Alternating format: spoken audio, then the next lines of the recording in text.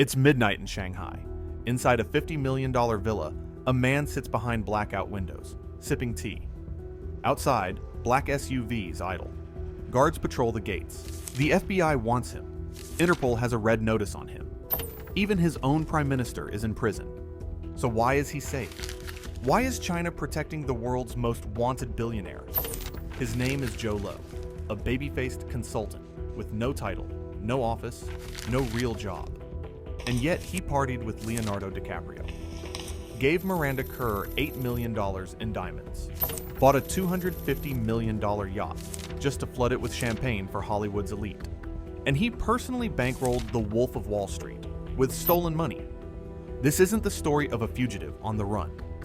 This is the story of the one man too dangerous to arrest.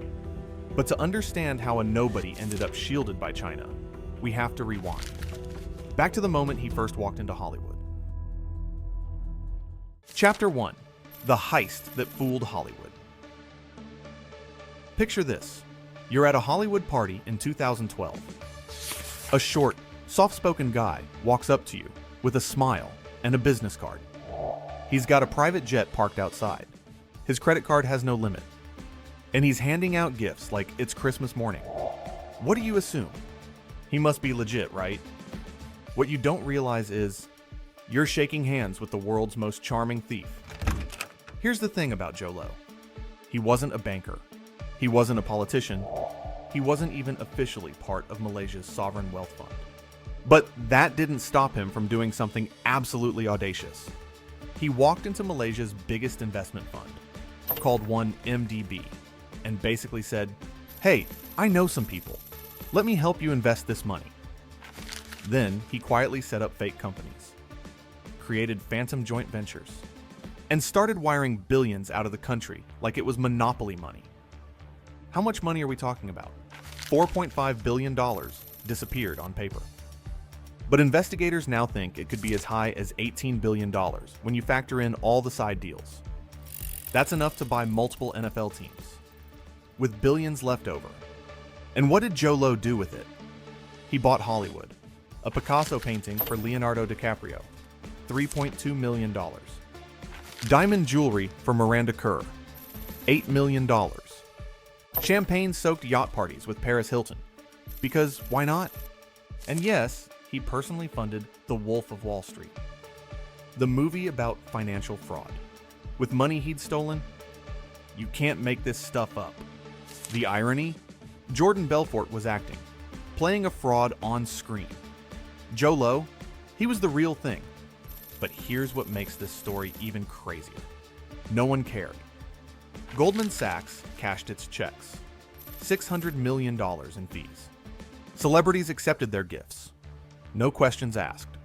Politicians looked the other way, pockets lined with cash. Because no one wants to kill the party, especially when the host is handing out millions. It was the biggest con in modern history. Hidden in plain sight, wrapped in velvet ropes and flashing cameras. And just when the world started asking questions, Jho Low was already planning something even more brilliant: his escape. Much of what we know about this scam, the gifts, the yachts, the billions, comes from Billion Dollar Whale, the book by investigative journalists Tom Wright and Bradley Hope. Their new project, Project Brazen, continues exposing the global corruption networks that helped Jho Low vanish. But even they couldn't predict what came next. Because Jho Low didn't just run, he made a deal with a superpower. And that's when everything changed. Chapter 2. The Escape That Shouldn't Have Worked. July 2015. Kuala Lumpur, Malaysia.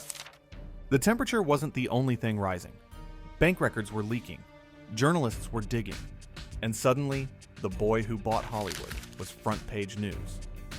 Most criminals in his position would panic. They'd run to some tax haven, hide in a villa, and hope the headlines moved on.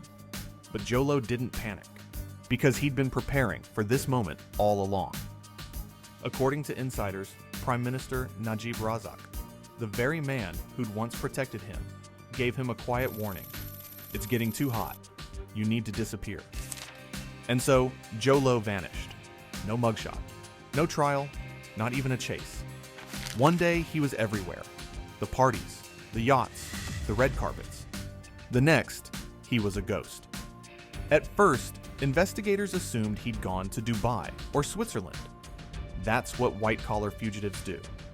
But Jho Low wasn't just fleeing. He was choosing his battlefield. Instead of running to the usual hideouts, he went somewhere no one expected: China. Not as a desperate fugitive begging for mercy, but as a man carrying leverage. Because Jho Low didn't just vanish into thin air. He walked straight into the arms of a superpower and convinced them he was too valuable to give up. That's why when he surfaced in Shanghai, he wasn't treated like a criminal. He was treated like an asset. And that raises the question, what kind of secrets could buy a fugitive protection from Beijing? The answer is where this story turns darker than anyone imagined. Chapter 3: The Ghost in Shanghai. Most fugitives go underground. Jho Low moved into the spotlight. While headlines speculated he was hiding in Dubai or slipping through casinos in Macau, the truth was more audacious. According to Project Brazen, Jho Low has been living under a fake name inside Green Hills, one of Shanghai's most exclusive compounds. Picture this: gated estates worth $50 million each, private security that doesn't ask questions, black SUVs with diplomatic license plates. It's a place built for billionaires and untouchables, and Jho Low somehow became both. The name on his fake passport? Konstantinos Achilles Vase. Fake Australian identity. Real luxury lifestyle. From this alias, he opened new bank accounts, moved millions across borders, even held business meetings with Chinese elites. All while the FBI had his real face on wanted posters worldwide. But this wasn't hiding. This was operating. Because what Jho Low offers China isn't just money. It's architecture. He knows how to build shell companies that don't leave trails.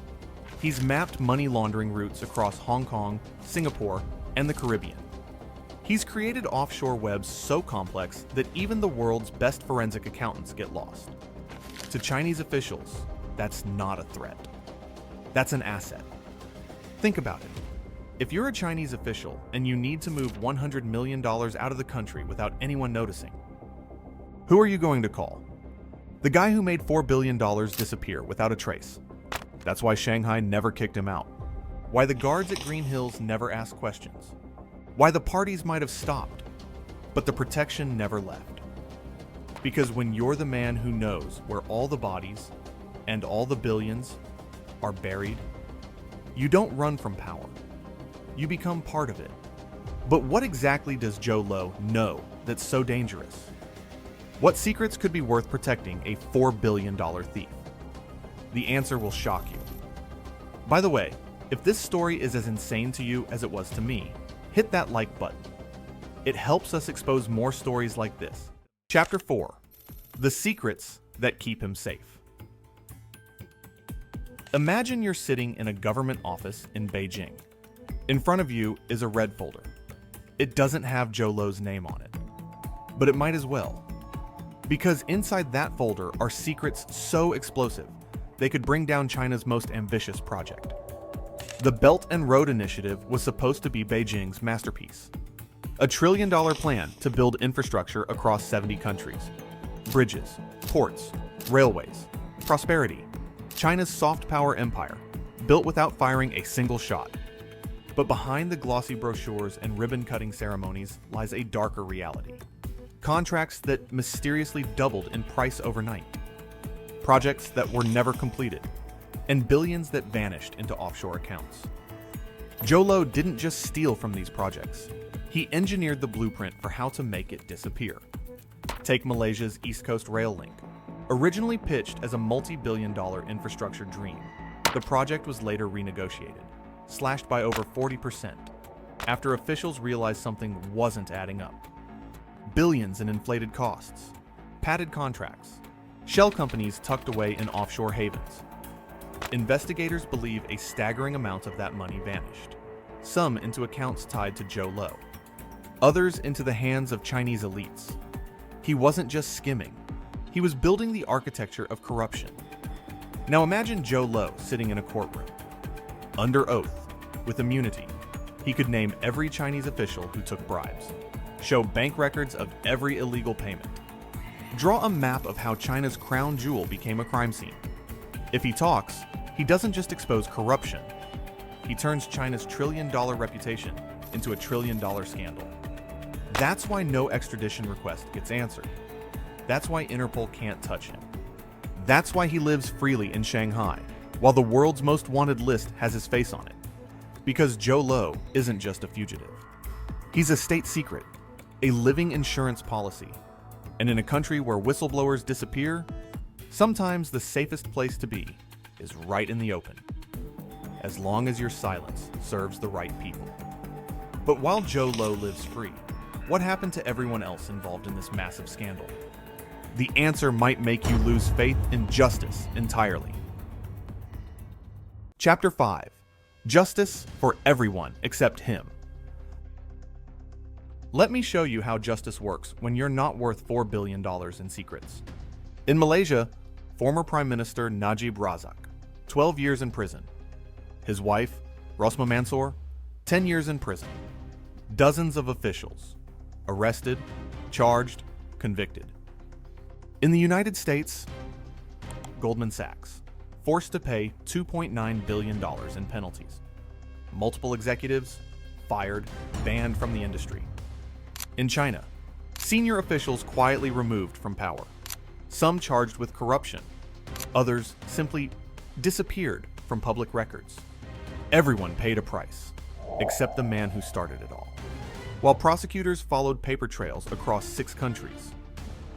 While whistleblowers were arrested and journalists threatened. While governments fell and careers ended. Jho Low was booking penthouse suites in Macau, throwing private dinners in Shanghai, quietly expanding his network of offshore accounts. Investigators estimate he still controls hundreds of millions of dollars, hidden behind layers of shell companies from the Cayman Islands to the Seychelles.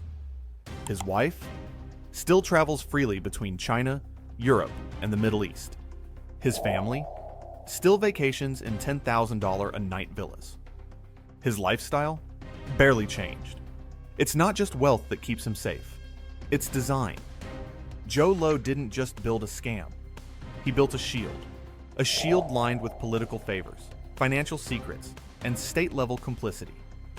He understood something most criminals don't. If enough powerful people benefit from your crimes, they'll protect you from the consequences. And now that the music has stopped, they can't risk what happens if he starts singing. So he lives untouched. Not because he's innocent, but because his silence is worth more than justice. He's not running from the law. He's orbiting just outside its reach, in a world where power protects its own, and consequences fall on everyone else. But what does this mean for the rest of us? What does it say about the world we live in? The answer is more terrifying than you think. Epilogue: The Untouchable. Here's the truth about Jho Low. He's no longer just a fugitive.